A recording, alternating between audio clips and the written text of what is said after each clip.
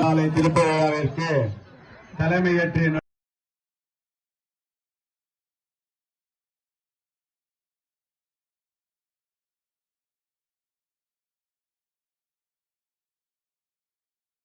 நன்மை செய்ய வேண்டும் என்பதுதான் நம்முடைய திராவிட மாடல் ஆட்சியினுடைய ஒரு குறிக்கோள். அந்த வகையில உங்களிடம் வந்து பேசி உங்களுடைய குறையை கேட்டறிந்து சகோதரி கமலா காந்தி அவர்கள் இதை நம்முடைய சட்டமன்ற உறுப்பினரிடம் மந்திரியிடம் சொல்லி இந்த பகுதிக்கு இது செய்துதான் ஆக வேண்டும் என்று எடுத்து கூறியிருக்கிறார்கள். அதை போலவே பாதிக்கப்பட்ட நீங்கள் எல்லாம் கண்ணீரும் கம்பளையுமாக ஓட்டு கேட்கிற நேரத்தில் எல்லாம் அழுது புலம்பி இருக்கிறீர்கள். இதெல்லாம் பார்த்து நம்முடைய முன்னாபாய் அவர்கள் அவருக்கே உரித்தான அந்த செல்வாக்கை பயன்படுத்தி நம்முடைய அமைச்சரிடம் பலமுறை எடுத்து சொல்லி இந்த இவர்களுக்கு நன்மை செய்ய வேண்டும் என்று கேட்டுக்கொண்டதின் பேரில் நம்முடைய கைத்தறி அமைச்சர் காந்தி அவர்கள் சாதாரண காந்தி அல்ல, ஏற்கனவே இருந்த காந்தி இந்த நாட்டுக்கு சுதந்திரம் வாங்கி கொடுத்தார். அடிமைகளாக இருந்த நாட்டுக்கு சுதந்திரம் வாங்கி கொடுத்தது காந்தி. நம்முடைய காந்தி ஆர் காந்தி, ராணிப்பேட்டை காந்தி சாதனை செம்மல். எதுக்கும் சாதனை செய்வதில் அஞ்ச மாட்டார்கள். அந்த மறைந்த தமிழகத்துடைய தலைவர் டாக்டர் கலைஞர் அவர்கள் கேட்டார்கள், அது என்ன சாதனை செம்மல் சொல்றீங்களே, எதுக்காக?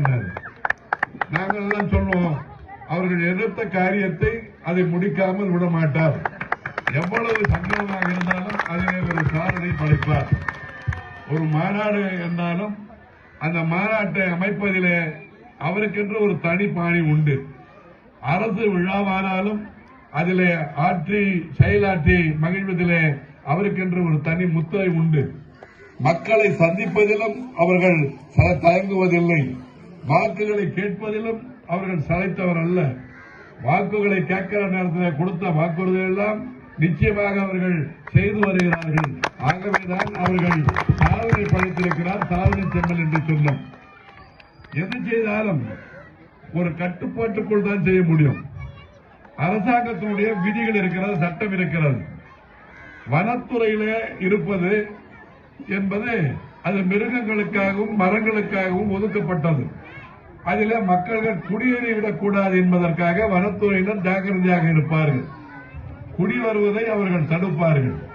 இருந்தாலும் மனிதன் நாம் எல்லாம் அங்கே குடியேறிவிட்டோம். குடியேறிவிட்ட பிறகு நமக்கு தேவையான சௌகரியங்கள் செய்து தர வேண்டும். அதற்கு சட்டத்திலே இடம் இருக்கிறதா என்றால் சட்டத்திலே இடமில்லை. ஒரு முறை நம்முடைய தமிழக தலைவர் டாக்டர் கலைஞர் அவர்கள் சட்டமன்றத்திலே பேசிக் கொண்டிருக்கிற நேரத்தில் இஸ்லாமிய மக்களுக்கு இடஒதுக்கீடு வேண்டும், அதுவும் உருது பேசுகின்ற இஸ்லாமிய மக்களுக்கு இடஒதுக்க வேண்டும் என்று கேட்ட நேரத்தில் அப்போது சிறுபான்மை பிரிவினுடைய அமைச்சராக இருந்த ராஜாராம் அவர்கள் சட்டத்திலே இடமில்லை என்று சொன்னார்கள். உடனே தலைவர் கலைஞர் அவர்கள் சட்டத்திலே இடமில்லாமல் போகலாம், என்னுடைய மனசிலே இடம் இருக்கிறது, எண்ணத்திலே இடம் இருக்கிறது, சாதி காட்டுவர் என்று இஸ்லாமிய மக்களுக்கு அவர்கள் ஒரு வழியை திறந்து விட்டார்கள். அதே போல்தான் அவருடைய வழியிலே நடந்து கொண்டிருக்கிற நம்முடைய சாதனை செம்மல் காந்தி அவர்கள் அரசாங்கத்தினால் முடியாது எனவும் பல்வேறு அதற்கான இட்டுக்கட்டுகள் முற்றுக்கட்டைகள் இருந்தாலும் அதையெல்லாம் உடைத்திருந்து புகை கூட புகாத இடத்திலே கூட நான் புகுந்து மக்களுக்கு சேவையாற்றுவேன் என்கின்ற சூழலை எடுத்துக்கொண்டு இந்த இடத்திலே அவர்கள் சேவை செய்திருக்கிறார்கள். காந்தியை பொறுத்தவரையிலே இஸ்லாமியருடைய இனிய நண்பர். ஆகவே அவர்கள் இந்த நன்மை செய்கின்ற வகையிலே அவர்கள் இங்கே செய்திருக்கிறார்கள். அவர்கள் பல்லாண்டு செய்ய வேண்டும், வாழ வேண்டும். அவர்கள் நமக்கு பல்வேறு நல்ல காரியங்களை செய்ய வேண்டும் என்பதை உங்கள் நல்ல மத்தியிலே அவரிடம் எடுத்து சொல்லி இதற்கெல்லாம் காரணமாக இருந்தது நம்முடைய திராவிட முன்னேற்ற கழகம், காரணமாக இருந்தது டாக்டர் கலைஞர், அதற்கு தொடர்ந்து இருப்பது நம்முடைய தளபதி மு.க. ஸ்டாலின், தொடர்ந்து வருவது நம்முடைய உதயநிதி ஸ்டாலின். அந்த போர்ப்படை தளபதியிலே முக்கியமான தலைவர் தான் தலைமையினால் போறாரு. எதிரிலே நீங்கள் எல்லாம், நான் சொல்றேன், நீங்கள் எல்லாம் வாழ்க என்று சொல்லணும். டாக்டர் கலைஞர், டாக்டர் கலைஞர், டாக்டர் கலைஞர், தளபதி மு.க. ஸ்டாலின், தளபதி மு.க. ஸ்டாலின், நம்முடைய சாதனை செம்மல் காந்தி, சாதனை செம்மல் காந்தி, சாதனை செம்மல் காந்தி என்று கூறி விடைபெறுகிறேன். நன்றி, வணக்கம். வாழ்க கலைஞர். உதவியாக இருந்த எங்கள் அந்நியர் தற்பொழுது இரண்டொரு வார்த்தை பேச அழைக்கிறோம். மலை மேல எல்லாம் போயிட்டு ஒவ்வொரு வீடும் வந்து நான் ஓட்டு கேட்டிருக்கேன்.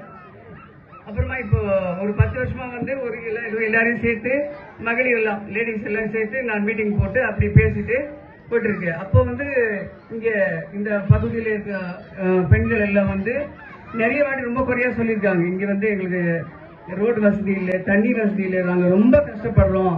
பசங்களுக்கு தண்ணி ஊத்துறது கூட ஸ்கூல் போகும்போது குளிக்க தண்ணி இல்ல, குடிக்க தண்ணி இல்ல, நாங்க ரொம்ப கஷ்டப்பட்டவங்க எத்தனையோ பேர் வந்து அழுதுருக்காங்க. இதெல்லாம் பார்க்கும்போது எனக்கு ரொம்ப மனசு கஷ்டமா இருந்தது. இது எப்படியாவது இது செஞ்சு முடிக்கணும்னு நான் பல நாள்ல வந்து கணவர் காந்தி அவர்களுக்கு சொல்லிட்டே இருந்தேன். நான் இந்த வாட்டி நான் சொல்லிட்டேன், நான் நீங்க பண்ணியே ஆகணும், இல்லைன்னா நான் வந்து அவங்க முகத்திலேயே நான் பார்க்க முடியாது, இது வந்து பண்ணியே ஆகணும்னு சொல்லி நான் பிடிவாதமா சொன்னேன். அவர் முதல்ல உங்களுக்கே தெரியும் அவர் எந்த அளவுக்கு எல்லாம் வந்து நல்லது செய்கிறாரு மக்களுக்குன்னு சொல்லி உங்களுக்கே எல்லாருக்கும் தெரிஞ்ச விஷயம். நீங்க கேட்டது என்னைக்குமே நாங்க இல்லைன்னு சொன்னதே கிடையாது. முதல்ல பாத்தீங்கன்னா ரோடே இருக்காது, மலை மேல எல்லாம் போன இந்த வீடுங்கெல்லாம் மேல